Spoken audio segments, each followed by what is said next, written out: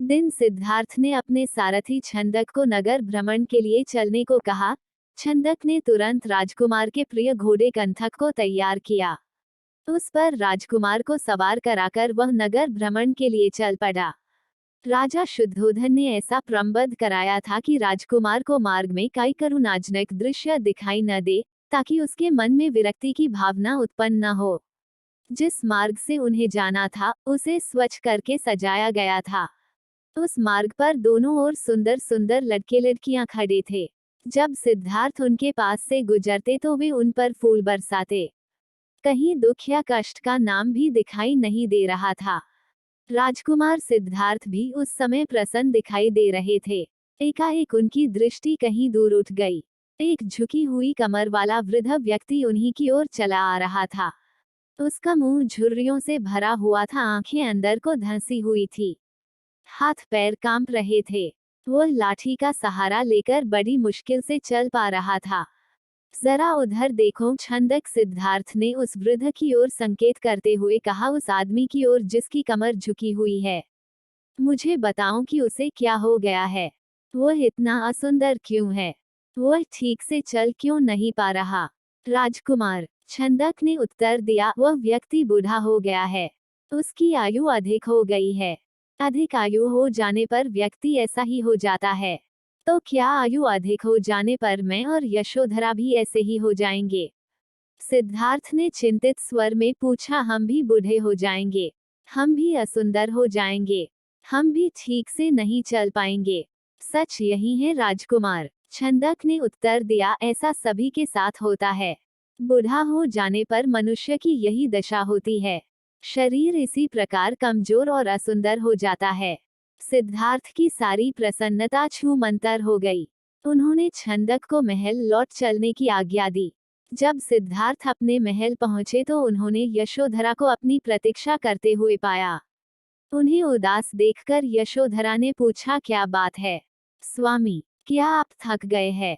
नहीं यशोधरा, सिद्धार्थ ने एक लंबी सांस लेकर उत्तर दिया, मैं थका हुआ नहीं हूँ।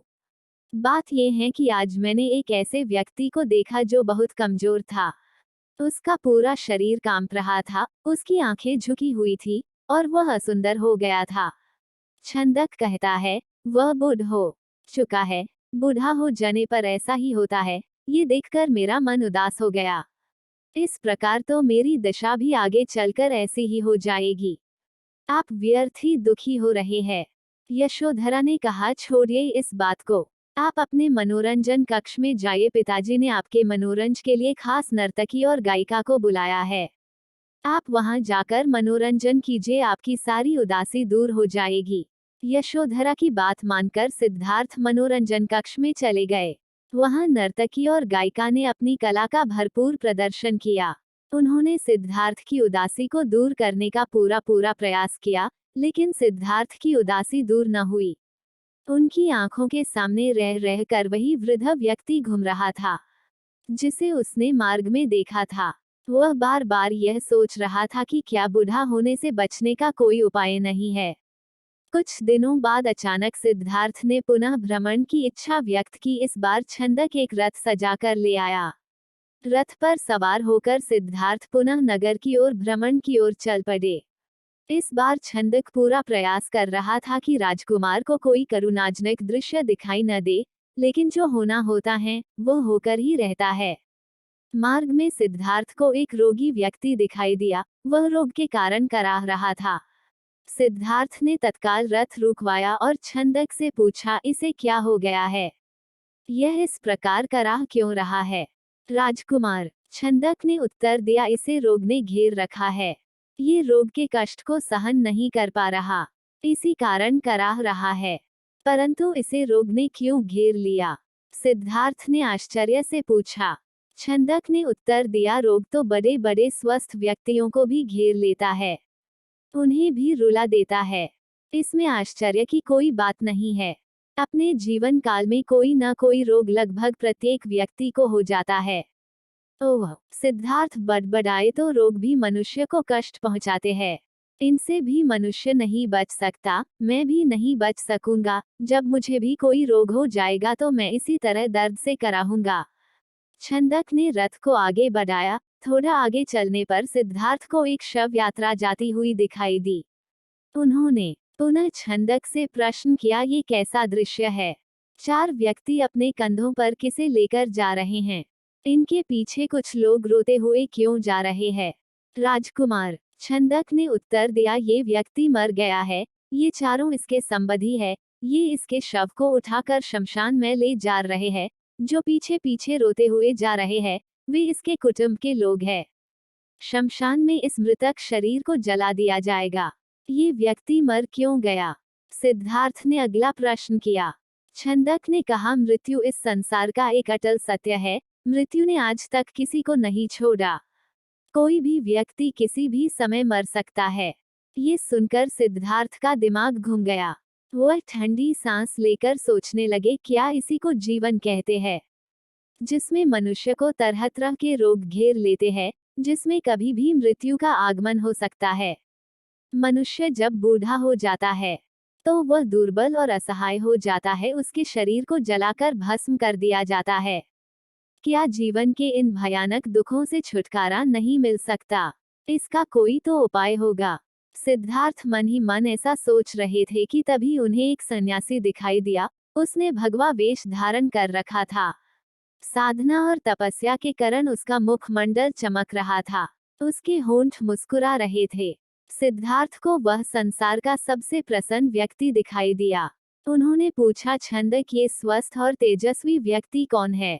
छंदक ने उत्तर दिया, यह एक सन्यासी है। इसने संसार के सभी सुख त्याग रखे हैं। इसने संयम द्वारा अपनी इंद्रियों को वश में कर रखा है। यह अपने ईश्वर की तपस्या साधना करता है, इसलिए ये स्वस्थ, निरोग व सुंदर है। तपस्या के कारण ही इसका मुखमंडल चमक रहा है। सिद्धार्थ को जैसे अपने सभी प्रश्नों के उत्तर मिल गए। वो एकदम शांत हो गए। उस सन्यासी के दर्शन मात्र से ही उसके मन का सारा क्लेश दूर हो गया। उसने मन ही मन सोचा, रोग, बुढ़ापा तथा जन्म मरण के कष्ट से छुटकारा पाने का उपाय संयम, त्याग तथा तपस्या है। जीवन का सार सत्य की खोज करना है। संसार के सभी सुख नकली है। मैं अब इन झूठे सुखों में नहीं फंसूंगा। मैं उस तेजस्वी सन्यासी की तरह बनूंगा। रथ अपने पूरे वेग से दौड़ता रहा और उससे भी अधिक वेग से दौड़ता रहा सिद्धार्थ का मन। उसे बार बार उस सन्यासी का ध्यान आता था। उनके मन में विरक्ति की भावना बती ही जा रही थी। जब सिद्धार्थ राजमहल में लौटे तो उन्हें एक शुभ समाचार मिला। यशोधरा ने स्वस्थ व सुंदर पुत्र को जन्म दिया था। दास दासियों ने सिद्धार्थ को घेर लिया और उन्हें बधाइयां देने लगी। उन्हें यह आशा थी कि सिद्धार्थ से उन्हें पुरस्कार मिलेगा, लेकिन सिद्धार्थ पर इस शुभ सूचना का कोई प्रभाव दिखाई न दिया। चारों ओर हर्ष का सागर लहरा रहा था। पूरे राजमहल में बधाइयों के स्वर गूंज रहे थे। वहां राजा शुद्धोधन व रानी प्रजावती तो प्रसन्नता से पागल हुए जा रहे थे। वे बधाई देने वाले को मुंह मांगा पुरस्कार दे रहे थे। कपिलवस्तु में नए राजकुमार के जन्म लेने के उपलक्ष्य में नाच गाने व उत्सव होने लगे, लेकिन सिद्धार्थ को उनमें कोई रुचि न थी। वह उदास अपने भवन में घूम रहे थे। उनके मन में संघर्ष चल रहा था। वे किसी भी उत्सव में सम्मिलित नहीं हुए। अपने नवजात पुत्र से भी मिलकर सिद्धार्थ को प्रसन्नता न हुई। उनका मन सब कुछ त्याग कर शांति व सत्य की खोज करना चाहता था। एक रात आषाढ़ की पूर्णिमा का चंद्रमा पृथ्वी पर अपनी शीतल चांदनी बिखेर रहा था। राजभवन में यशोधरा अपने पुत्र को छाती से लिपटाए सुख की निद्रा सो रही थी। दासियां भी अपना कार्य समाप्त करके गहरी निद्रा का आनंद ले रही थी। सिद्धार्थ अपने बिस्तर से एकाएक उठ खड़े हुए और भवन से बाहर चले गए। भवन से बाहर निकलकर वह सहसा ठिठके। उनके मन में एक बार यशोधरा व राहुल को देखने की इच्छा उत्पन्न हुई। वह वापस जाने के लिए मुड़े, परंतु जिस प्रकार कोई सर्प अपनी केंचुली का उतार कर उसकी ओर नहीं देखता, वैसे ही सिद्धार्थ ने भी अपने मोह को एक ही झटके से त्याग दिया। धीरे धीरे चलते हुए सिद्धार्थ वहां जा पहुंचे जहां उनका सारथी छंदक सो रहा था। सिद्धार्थ ने उसे जगाया। छंदक ने चौंक कर अपनी आंखें खोली व निकट बंधे कंथक घोड़े ने भी हिनहिना कर सिद्धार्थ की ओर देखा। राजकुमार, छंदक ने नम्रता से आश्चर्य से कहा, आप और यहाँ? वह भी रात के इस समय? सब कुछ ठीक तो है ना? छंदक। सिद्धार्थ ने आदेश दिया, तुरंत रथ तैयार करो, मैं इसी समय राजभवन से बाहर जाना चाहता हूँ। छंदक ने ध्यानपूर्वक सिद्धार्थ की ओर देखा। वो कुछ पूछना चाहता था परंतु पूछने का साहस न कर सका। रथ को तैयार करके वह सिद्धार्थ के निकट ले आया। सिद्धार्थ रथ पर सवार हुए तथा छंदक को नगर से बाहर वन की ओर चलने के लिए कहा। चारों ओर गहरा अंधकार था, वहां सन्नाटा छाया हुआ था। जंगली जीव जंतुओं की आवाजें कभी कभी सन्नाटे को भंग कर देती, वातावरण बहुत डरावना हो जाता। घने जंगल के निकट सधियोथ ने छंदक को रथ रोकने का आदेश दिया। रथ रुकते ही सिद्धार्थ नीचे उतर आए। सामने ही यमुना नदी अपने पूरे वेग से बह रही थी। उस समय वे अनुप्रिया नामक स्थान के निकट खड़े थे। सिद्धार्थ ने अपनी राजसी वेशभूषा उतार दी। साथ ही उन्होंने एक एक करके अपने आभूषण भी उतार दिए।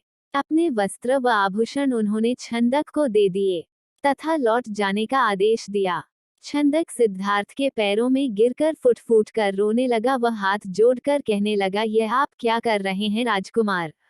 जब आपके माताजी व पिताजी को आपके सन्यासी बन जाने की बात का पता चलेगा तो उन पर दुखों का पहाड़ टूट पड़ेगा। रानी यशोधरा पर क्या बीतेगी? आप अपना निर्णय बदल लीजिए। मेरे साथ राजमहल लौट चलिए। नहीं छंदक। सिद्धार्थ ने सुंदर व सुगंधित बालों को काटकर कहा, मैं अब नहीं लौटूंगा। मैंने सोच विचार करके ही यह निर्णय लिया है। मैं सत्य व ज्ञान का मार्ग खोजना चाहता हूँ, जिससे मानव शांति पा सके। तुम आंसू पोंछ लो और राजभवन लौट जाओ। छंदक को सिद्धार्थ की आज्ञा का पालन करना पड़ा। उसने सिद्धार्थ का चरण स्पर्श किए, उनके कीमती वस्त्रों व आभूषणों को रथ में रखा और कपिलवस्तु की ओर चल पड़ा। जिस समय छंदक राजभवन में लौटा, सुबह का प्रकाश चारों ओर फैल चुका था। राजा शुद्धोधन बाग में भ्रमण कर रहे थे। जब उन्होंने सिद्धार्थ का खाली रथ देखा तो उनके माथे पर बल पड़ गए। उन्होंने क्रोध से छंद की ओर देखा और पूछा, तुम बिना बताए सिद्धार्थ का कहाँ ले गए थे? वह इस समय कहाँ है? छंदक ने रोते हुए वह पूरी बात बता दी। फिर रथ से सिद्धार्थ के कीमती वस्त्र व आभूषण लाकर उन्हें सौंप दिए। शुद्धोधन उन वस्त्र आभूषणों को छाती से लिपटाकर फूट फूट कर रोने लगे। उन्होंने कहा, विद्वान पंडितों व ज्योतिषियों की भविष्यवाणी आज सच हो गई। मेरा बेटा संसार के सभी सुखों को ठुकराकर सन्यासी बनने चला गया। रानी प्रजावती को जब इस बात की सूचना मिली तो वह पछाड़ खाकर गिर पड़ी। जब यशोधरा तो पता चला तो वह भी इस बात को सहन न कर सकी। वह विलाप करने लगी, हे स्वामी, तुम बिना कहे ही घर छोड़कर चले गए, मुझसे कम से कम एक बार मिल तो लेते। क्या मैं इस योग्य भी? गए मुझसे कम से कम एक बार मिल तो लेते। क्या मैं इस योग्य भी नहीं थी? क्या तुम्हें अपने छोटे से पुत्र का भी धन नहीं आया? कम से कम उससे तो मिलकर जाते। इसके बाद यशोधरा ने भी राजसी वेशभूषा उतार फेंकी। केवल सुहाग चिन्हों को छोड़कर उसने सभी आभूषणों का त्याग कर दिया। वह साधारण भोजन करती तथा पृथ्वी पर सोती। उसकी ये दशा देखकर प्रजावती बहुत दुखी होती। वह यशोधरा को छाती से लगाकर रो पड़ती और अपने स्वास्थ्य का ध्यान रखने के लिए कहती, ये तेरे खेलने खाने की आयु है बहू, वे यशोधरा से कहती, परंतु तूने तो सिद्धार्थ की तरह ही संसार के सभी सुख छोड़ दिए। क्या ये ठीक है? इस तरह रहने से क्या तुम बीमार नहीं पड़ जाओगी? तब राहुल की देखभाल कौन करेगा? माताजी यशोधरा उत्तर देती, मेरे पति अब सन्यासी बन चुके हैं। वे पृथ्वी पर शयन करेंगे तथा जंगली फूल फलों का भोजन करेंगे। ऐसे में भला राजभवन में सुख के साथ कैसे रह सकती हूँ? आप कृपया दुखी न हो, राहुल में ही इसके पिताजी की छवि को देखें। इससे आपको शांति मिलेगी। प्रजावती राहुल को छाती से लिपटा कर रो पड़ी। सिद्धार्थ के चले जाने के बाद कपिलवस्तु का हर व्यक्ति उदास हो गया। राजमहल में तो दुख का साम्राज्य ही स्थापित हो गया। ऐसे में केवल नन्हे राहुल की लिकारियां ही राजमहल में गूंजती तथा सबका मन